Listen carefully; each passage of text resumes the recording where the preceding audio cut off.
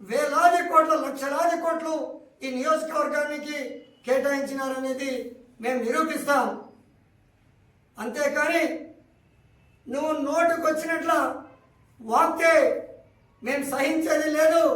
ఖబర్దార్ జాగ్రత్త ఎంఎస్ రాజు. అభివృద్ధి అనేది కేవలం మన జగన్మోహన్ రెడ్డి సార్ గారిదే, నీది కాదు. ఎక్కడైనా కానీ 18 నెలల పరిపాలనలో ఈ రాష్ట్రంలో ఒక్క వితంతు వృద్ధాప్య పెన్షన్ ఇచ్చినావా నువ్వు? ఎంతమందికి ఇచ్చినా? ఎక్కడైనా ఏ గ్రామంలో కూడా. ఆ రోజు మన జగన్మోహన్ రెడ్డి సార్ గారు గ్రామ సచివాలయాలను ఏర్పాటు చేసి గ్రామ సచివాలయాల్లో నెల ప్రతి నెల కూడా ఆన్లైన్లో అర్హత ఉన్నటువంటి వాళ్ళందరూ పేర్లు ఎక్కించండి అని లాగిన్ ఇచ్చినటువంటి మహోన్నత వ్యక్తి. పార్టీలకు అతీతంగా, కుల మతాలకు అతీతంగా అర్హత ఉన్నటువంటి ప్రతి ఒక్కరికి ఆ రోజు వాలంటీర్ల ద్వారా వృద్ధాప్య పెన్షన్ కావచ్చు, వితంతు పెన్షన్ కావచ్చు, వికలాంగుల పెన్షన్ కావచ్చు, రకరకాల పెన్షన్లను ఇచ్చినటువంటి మన నాయకుడు జగన్మోహన్ రెడ్డి గారని ఈ సందర్భంగా తెలియజేస్తున్నాను. ఇంకొకటి, మాటెత్తే దళితునికి 3 పదవులు ఇవ్వకూడదా? దీని గురించి మాట్లాడుతున్నామా నువ్వు? మన మాజీ ఎమ్మెల్యే డాక్టర్ తిప్పేస్వామి గారు టీటీడీ పాలక మండలిలో సభ్యునిగా నియమించలేదు ఆ రోజు. మరి ఆ రోజు తిప్పేస్వామి గారు దళితులు కాదా? మరి నువ్వు ఒకడైనా దళితుకి ఇచ్చినంత మాత్రము మేము కానీ మా నాయకుడు కానీ ఎవరు కూడా బాధ అనేది లేదు. అదేవిధంగా ఆ రోజు మన మేకపాటి సుచేత ఈ రాష్ట్రానికి హోంమంత్రి, అంత పెద్ద మహోన్నతమైనటువంటి పదవిని ఒక స్త్రీకి కట్టబెట్టడం ఈ రాష్ట్రంలో ఏ ఒక్కరు కూడా ధైర్య సాహసాలు చేయనటువంటి వ్యక్తి మన జగన్మోహన్ రెడ్డి సార్ అని ఈ సందర్భంగా తెలియజేస్తున్నాం. మీ చంద్రబాబు నాయుడే కాదు, మన జగన్మోహన్ రెడ్డి సార్ కూడా దళితుల పట్ల ప్రేమ చూపించి దళితుల పట్ల గౌరవం ఇచ్చి అనేకమైనటువంటి పదవులు కట్టబెట్టినాడు ఆ రోజు. దాన్ని చూసి ఏదో మనం పొడిచినాం, ఏదో చేసినాం అనే సంకేతాలు బయటికి తీసుకుని వస్తున్నావు. అది తప్పు. ముమ్మాటికి దళితుల పట్ల ప్రేమ, ఆప్యాయత, గౌరవం ఉన్నటువంటి వ్యక్తి మన వైఎస్ జగన్మోహన్ రెడ్డి సార్ గారు అని ఈ సందర్భంగా తెలియజేస్తున్నాను. అదేవిధంగా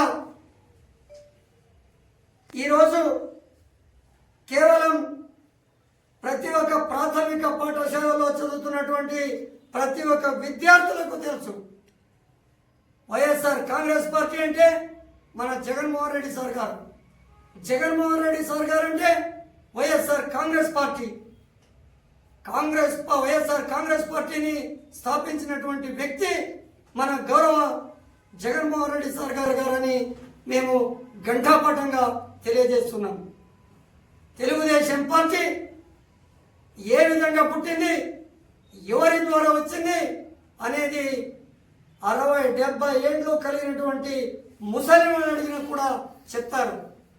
తెలుగుదేశం పార్టీ అనేది ఎన్టీ రామారావు ఏర్పాటు చేసినటువంటి పార్టీ. ఆ ఎన్టీ రామారావు గారిని హైదరాబాద్లో నడి బజార్లో అవమానపరిచి కేవలం బిడ్డనిచ్చినటువంటి మామని ఆప్యాయత కూడా లేకున్నట్ల నువ్వు ఆ పార్టీని వ్యక్తి ఎన్టీఆర్ రామారావు నుంచి లాక్కున్నటువంటి వ్యక్తి అనేది అందరికీ తెలుసు. మా నాయకుడు అలాంటిదేమీ చేయలేదు. మొట్టమొదటిసారిగా ప్రజల కోసం, ప్రజల యోగక్షేమాల కోసం, ఈ రాష్ట్ర ప్రజల కోసం ఏర్పాటు చేసినటువంటి పార్టీ మన జగన్మోహన్ రెడ్డి సార్ గారు, వైఎస్ఆర్ కాంగ్రెస్ పార్టీ. ఇది గుర్తించుకో. ఈరోజు ఏ విధంగా ఈ రాష్ట్రంలో పరిపాలన జరుగుతుంది, ఈ రాష్ట్ర పరిస్థితులని ఈ రాష్ట్ర ప్రజానీకం ఏ విధంగా ఉంది అనేదంతా మొత్తం ప్రజలకందరికీ తెలుసు. తెలుగుదేశం పార్టీ అరాచక పార్టీ, దౌర్జన్య పార్టీ. ఏ ఒక్క పేదలకు కూడా కనీసం గౌరవం లేనటువంటి, బతకడానికి వీలు లేనటువంటి పార్టీ ఈ తెలుగుదేశం పార్టీ. దీనికి ఉదాహరణ కేవలం ప్రజలకే కాదు, ప్రభుత్వ ఉద్యోగులకు కూడా ఇది మేలు చేసినటువంటి పార్టీ కానే కాదు. దీనికి ఉదాహరణ అగళి మండలంలో అగళి ఎస్ఐ గారు వాళ్ళ డ్యూటీ పైన, వాళ్ళ పనుల పైన పోయి వాళ్ళ పనులు వాళ్ళు చేస్తూ ఉంటే, ఒక హోటల్లో తనిఖీ చేస్తూ ఉంటే, నేను తెలుగుదేశం పార్టీ లీడర్ని, మమ్మల్నే మీరు పట్టుకుంటారా, మమ్మల్నే మీరు అంతా పరిశీలన చేస్తారా అని అక్కడ ఉన్నటువంటి ఒక రంగస్వామి అతను, అతని కూతురు ఎస్ఐ గారిని కొట్టినటువంటి సంఘటన ఈ నియోజకవర్గంలో అందరికీ తెలుసు. దీన్ని బట్టి చూస్తే కనీసం ఈ రాష్ట్రంలో రక్షక భటులకే రక్షణ లేనటువంటి సందర్భం ఈరోజు ఈ కూటమి ప్రభుత్వంలో ఉంది అని ఈ సందర్భంగా తెలియజేస్తున్నాను. నువ్వు ఏదైనా ఏ ఒక్కటి కూడా ఈ నియోజకవర్గంలో అభివృద్ధి చెందలేదు, అభివృద్ధి చేయలేదు. అభివృద్ధి చేస్తానంటుంటావు. ఏ అభివృద్ధి చేసినావో మాకు చూపించాలని ఈరోజు సవాల్ విసురుతున్నాం. మరి సిసి రోడ్డు ఆ రోజు మన గౌరవ జగన్మోహన్ రెడ్డి సార్ గారు వారి యొక్క హయాంలో ఈ నియోజకవర్గానికి కోట్లాది రూపాయలు సిసి రోడ్ కానీ, డ్రైనేజ్ కానీ, అనేకమైనటువంటి నాడు నేడు కింద స్కూళ్ళను కానీ, పాఠశాలను కానీ అభివృద్ధి చేయడానికి అనేకమైనటువంటి నిధులు సమకూర్చినటువంటి మహోన్నతమైనటువంటి వ్యక్తి మన జగన్మోహన్ రెడ్డి సార్ గారని తెలియజేస్తున్నాను. మీరు ఎక్కడైనా చూడండి, ఏ జిల్లా పరిషత్ పాఠశాల పోండి, సర్వాంగ సుందరంగా ఈరోజు కళాశాలలు కావచ్చు, పాఠశాలలు కావచ్చు, విద్యాలయాలు కావచ్చు, వైద్యశాలలు కావచ్చు, నేరుగా ఆరోగ్య శిబిరాలను ఏర్పాటు చేసి ప్రజల ఆరోగ్యాన్ని కాపాడినటువంటి వ్యక్తి మన జగన్మోహన్ రెడ్డి సార్ గారని సందర్భంగా తెలియజేస్తున్నాను.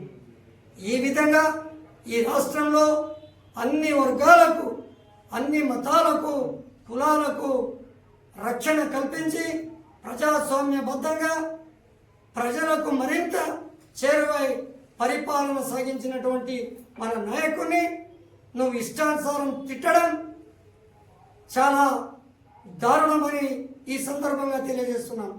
ఇదే విధంగా నువ్వు కొనసాగితే నోరు ఉందని నోరు అదుపులో పెట్టుకొని మాట్లాడు ఎంఎస్ రాజు. నోరుందని నువ్వు ఇష్టానుసారం వీగితే ఈ ప్రాంత ప్రజలు, వైఎస్ఆర్ కాంగ్రెస్ పార్టీ నాయకులు ఊరుకోరు అని ఈ సందర్భంగా హెచ్చరిస్తున్నాం. ఎక్కడా కూడా అభివృద్ధి అనేది నువ్వు ఏ సమయానికి, ఏ డేటు, ఏ తేదీ, ఎక్కడ చెప్పు, అలానే అభివృద్ధి చేసినానని చూపించు. మన జగన్మోహన్ రెడ్డి సార్ గారి హయాంలో అభివృద్ధి ఏ విధంగా జరిగింది అనేది సాక్షాత్తు ఫీల్డ్ తీసుకుపోయి నీకు చూపిస్తామని ఈ సందర్భంగా తెలియజేస్తున్నాను. ఇంకొకసారి మన జగన్మోహన్ రెడ్డి గారి పైన ఎవరు ఎక్కడ మాట్లాడారు, నీ యొక్క ఉడత భక్తులకు ఎవరు ఇక్కడ భయపడారు, భయపడతారని నువ్వు ఇష్టానుసారం నోరు ఉందని మాట్లాడితే మన వైఎస్ఆర్ కాంగ్రెస్ పార్టీ నాయకులు దేనికైనా సరే సిద్ధంగా ఉంటామని తెలియజేస్తున్నాం. నువ్వు ఏదైనా ఉంటే నీ డబ్బా నువ్వు కొట్టుకో, వెళ్ళిపో, వద్దనే లేదు. అభివృద్ధి చేయలేదు, 5 ఏళ్ళు ఏమి చేయలేదు అంటే నీ నాలుక కోసేస్తామని హెచ్చరిస్తున్నాను ఎంఎస్ రాజు. జాగ్రత్త. ఏదైనా ఉంటే ప్రజలకు మేలు చేయి, పరిపాలన చేయి. నీకు శాసనసభ్యునిగా ఈ ప్రాంతవాసులు ఎన్నుకున్నారు. నువ్వేమయ్యా చేస్తున్నావు ఇక్కడ? ఏదైనా ప్రభుత్వ టైం టేబుల్ పెడితే ఆ డేట్లో వస్తావు, ఇక్కడ హల్చల్ చేస్తావు, మీటింగ్ పెడతావు, వెళ్ళిపోతావు. మన నాయకుని బెంగళూరు అక్కడ ఇక్కడ ఉన్నామని అంటున్నావా? ప్రజల మనిషి, ప్రజా జీవితంలో ప్రజల మనిషి, ప్రజల్లో ఉన్నటువంటి వ్యక్తి. మన జగన్మోహన్ రెడ్డి సార్ బయటికి వస్తే ప్రజలు తండోపతండాలుగా తరలి వస్తున్నారు. ఎక్కడ కూడా ఆయన ఇది చేయలేదు. ప్రతి ఒక్క వారంలో కూడా, ప్రతి ఒక్క దీంట్లో కూడా సమీక్ష నిర్వహిస్తున్నారు. తాడేపల్లిలో మీటింగ్లు కండక్ట్ చేస్తున్నారు, సమావేశాలు ఏర్పడుతున్నారు. ఎక్కడ ప్రజలకు ఏదైనా ఇబ్బంది వస్తే అక్కడ పరామర్శిస్తారు. ప్రజల వద్దే ఉన్నారు, ప్రజల చుట్టూ తిరుగుతున్నారు. ఎక్కడ కూడా లేదు అని నువ్వు విమర్శిస్తే నిన్ను ఎక్కడ కూడా ఈ రాష్ట్ర ప్రజలు వదిలిపెట్టారని ఈ సందర్భంగా తెలియజేస్తున్నారు. అంతేకాని నువ్వు ఇంకొకసారి మా జగన్మోహన్ రెడ్డి సార్ గారి గురించి, మన వైఎస్ఆర్ కాంగ్రెస్ పార్టీ నాయకుల గురించి నువ్వు నోటికొచ్చినట్ల వీగితే నిన్ను ఈ మడక్షర నుంచి తరిమి కొట్టేంత వరకు మేము ఆగమని ఈ సందర్భంగా తెలియజేస్తాం. మన మడక్షర పత్రికా విలేకరులైనటువంటి సాక్షి రిపోర్టర్ ఏకవచనంతో బ్రోకర్లని సంబోధించడం జరిగింది. కనీసం నీ స్థాయి ఏమి, నీ స్థాయికి తగినటువంటి మాటలేమి ఈరోజు ఈ ప్రచార సమూహాన్ని ప్రజలకు చేరవేసే దాంట్లో దిష్టమైనటువంటి వారు మన సాక్షి రిపోర్టర్. ఉన్నది ఉన్నట్లుగా ప్రచార దీన్ని రాసేటువంటి వాడు. కనీసం బ్రోకరిజం అనే పదం నీ నోట్లో ఏ విధంగా వచ్చిందో మాకైతే అర్థం కాలేదు. అనంతపురంలో నువ్వు బ్రోకరిజం చేసినావు కాబట్టి ఈరోజు మడక్షరలో కూడా అదే పదం అనేది నువ్వు ఉపయోగించినావు. దీనిని మన మడక్షర పత్రికా విలేకరులందరికీ క్షమాపణ చెప్పాలని నేను డిమాండ్ చేస్తున్నాను. ప్రశాంతమైనటువంటి వాతావరణంలో మన మడక్షర ప్రాంత ప్రజలు, మీడియా మిత్రులు అందరూ ఏదైనా కానీ తక్షణమే జరిగినటువంటి సంఘటనను ప్రజల్లోకి చేరవేసే నైతిక గుణం మా పత్రికా విలేకరుంది. కనీసం ఇంకిత జ్ఞానం కూడా లేనటువంటి నువ్వు ఆ బ్రోకరిజం పదాన్ని వాడుతున్నావంటే నువ్వు ఏ స్థాయిలో పనిచేస్తున్నావో, నీ పనితీరు ఏ విధంగా ఉందో, ఏ విధంగా మీ నాయకులను కానీ కార్యకర్తలు కానీ ఇదే విధంగా భయభ్రాంతులకు గురి చేసి నువ్వు పరిపాలన సాగిస్తున్నావో ప్రజలందరికీ అర్థమవుతుంది. ఈరోజు ప్రశాంతమైనటువంటి మడక్షర నియోజకవర్గంలో 5 మండలాల్లో ఉన్నటువంటి విలేకరులందరూ తూచా తప్పకున్నట్ల ఏదైతే సమాజంలో ఈ రాష్ట్రంలో జరుగుతున్నటువంటి విషయాన్ని క్షుణ్ణంగా పరిశీలించి వ్రాస్తున్నారు. దీనికి ఉదాహరణ అగళి ప్రాథమిక పాఠశాలలో, ప్రాథమిక ఆరోగ్య కేంద్రంలో కుక్క కాటుకు ఇంజెక్షన్ లేనటువంటి సందర్భంలో అక్కడ ధర్నా చేస్తే ఎందుకు ప్రభుత్వంని విమర్శించడం వద్దు అని నేను చెప్తే నిజాయితీగా వాడు ఏదైతే జరిగిందో అటువంటి నిజాయితీని వారు ప్రదర్శించినారు. నిజాయితీగా ప్రజల సమస్యలు, ప్రజలకు ఏదైతే అన్యాయం జరిగిందో దానిని తప్పకున్నట్ల పేపర్లో ముద్రించినారు. ఏ ఒక్కరిపైన విమర్శ అనేది చేయడం లేదు.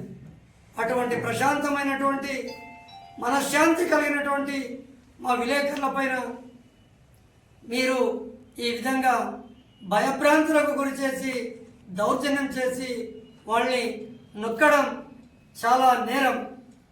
మీరు అనుకున్నారేమో కేవలం ఒక్క మన సాక్షి పేపర్లోనే రాలేదు, అన్ని పత్రికల్లో కూడా ఈ త్రాగునీటి సమస్య అనేది వచ్చింది. ఖచ్చితంగా వాళ్ళు ప్రజలు ఎదుర్కొంటున్నటువంటి సమస్యలను వ్రాసినారు. ప్రభుత్వ అధికారులు పట్టించుకోలేనటువంటి సందర్భంలో వాళ్ళు రాయడం జరిగింది. రాజు మా సాక్షి రిపోర్టర్ పైన కసి, ఏదైనా ఉంటే అభివృద్ధి చేసి చూపించు, అభివృద్ధి బాటలో పయనించు. ఇటువంటి సాక్షాత్తు రిపోర్టర్లపైనే నువ్వు కక్ష సాధింపు చర్య చేస్తున్నావంటే మీ నాయకులపైన కానీ మీ కార్యకర్తలపైన కానీ ఏ విధంగా కక్ష సాధిస్తున్నావో నీకే అర్థమవుతుంది.